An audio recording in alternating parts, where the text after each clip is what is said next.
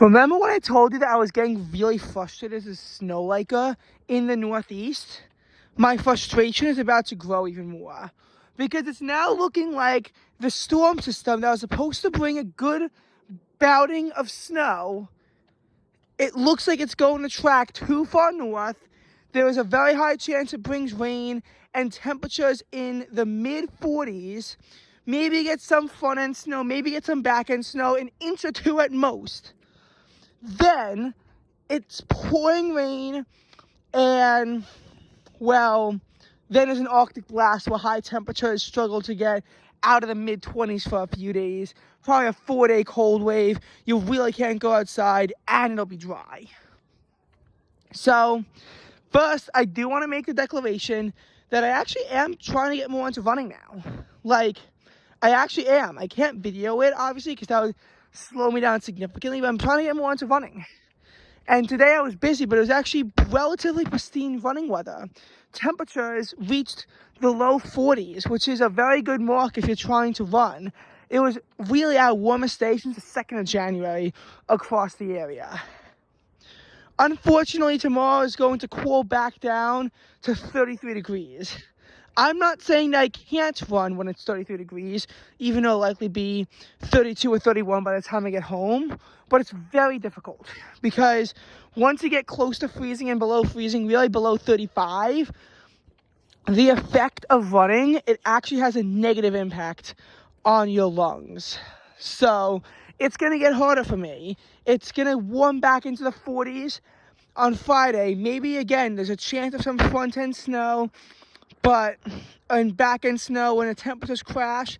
But first of all, back end snow rarely accumulates much because you need so much of it to overcome warm ground. And I just don't know. And again, there's a chance that there could be a light system that moves through and brings us a little coating of snow during this cold stretch. But who knows? It's probably going to be more wasted cold. They have been signaling for, a winter storm potentially at the end of January, and the Farmer's Almanac was saying all along the 28th could be a possibility. But do you really think I'm going to trust that BS more than 2 weeks out? Of course I'm not. They've been saying this, and I don't trust it. But first, my frustrations. First of all, some of these forecast systems are saying that there could be over a foot of snow in the southeastern United States, not quite along the coast, but say Charlotte. And if it goes due north-south and has this much precipitation on it, then yes, that's very possible for that to be the case. That would mean, though, that if that's true, a bunch of cities in the southern United States will get record snow after they've already had a major snowstorm. And even more cities in the southern United States will be in a position to jump our total accumulation. Because right now, a bunch of cities in the southern United States are jumping the accumulation in New York City. And that problem is even more severe in cities such as Bridgeport and Islip, which usually get even more snow than the city. As an example, when New York City had its least snowy winter on record, accumulating to only 2.3 inches of snow, Bridgeport reached 4.9, which is still the least snowy at Bridgeport. Islip had their 5th least snowy winter on record with exactly 5 inches of snow. So these sites tend to get more snow. Last winter, another example, around 7.5 inches of snow at Central Park, 15 inches of snow at Bridgeport for the winter. I'm not familiar with what Islip had, but I'm pretty sure it was more than a foot. So again, you have all this. You have all this, and, potential for snow, and it's not coming.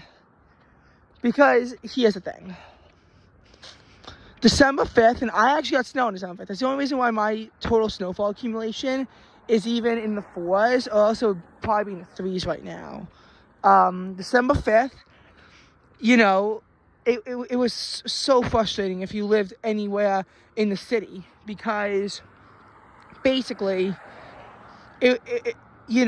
after November 28th, you get rain. There's actually about 3 inches of rain that week, which, again, it's late November. No one really expects it to snow, and the rain is very good for the drought. You're in a cold period, and that's the 1 week of December that's dry. And then the one night that precipitation moves through, temperature around 35. But they're even higher in the urban areas, they're like in the upper 30s. So you can't cash in, it's all rain, and it's barely any precip anyway. Then, December 21st, after a long rainy week, you actually cash in on some light precipitation moving through, and you have except in Bridgeport where they only get 0.8 inches, you actually have a consistent 2 to 3 inches of snow across the metro.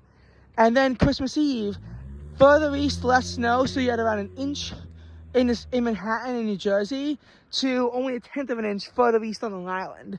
There was that sharp cutoff gradient just based on how far you were because of where the bands were. But again, actually getting snow even out of light precipitation. Then, of course, it's a really rainy right before the new year, but temperature in the 50s. But again, the rain is good for the drought, so I'm not really complaining much. And then January has just been bone dry. 1/10 of an inch of rain because the snow that's fallen has been fluffy. And what are you getting? You're getting, Saturday there was not a single measurable snow at Islip and outside of Bridgeport where they actually got 1.2 inches, 1/2 inch or less everywhere. On Monday, an inch of snow or less everywhere. And these are two storms that are supposed to be, big blockbusters that instead fizzled out to be only minor events. It's frustrating. And especially in a drought. Just as New York City gets out of the drought watch, we're now back into a dry pattern. Maybe this will put us back into a drought watch or a drought warning, because that's the only way it seems to actually want to rain around here. Which is why precipitation on January 18th, if we can hone in on when it is, and it should be a wet period, into the 19th, if we can get precipitation, which accurate isn't saying, but a lot of sites are, even that would be better than nothing. Like, at this point, I don't like rain when it could be snow, but at this point, I will take rain over nothing. I will take rain over nothing because it's desperately needed. The precipitation deficits since September 1st are staggering, and they'll fall back into record-breaking levels if we don't get more precipitation soon. December might have been a wet month, but you can't have a dry January and have it regress, because by the spring, I'm telling you, regression will be imminent if this pattern keeps up. And this theme of only minor events in New York City is likely going to carry over for the entire winter. But maybe there'll be a big event. February, I think, is not going to be great for snow, just because they're saying it was going to be a warm winter. We had a cold December. Now we're looking at a cold January. February, I don't know. I think it has to be warm at that point. I think February has to be a warm month, or else they were just completely wrong on this winter. And as far as March, we haven't had a good March winter storm since 2019. 2022, again, inch or less everywhere. And same for 2023 when it snowed in March. And 2020, 2021, and 2024 provided nothing of value in terms of March snowfall. We have not had a March with actual, real snowfall of more than an inch since March 2019.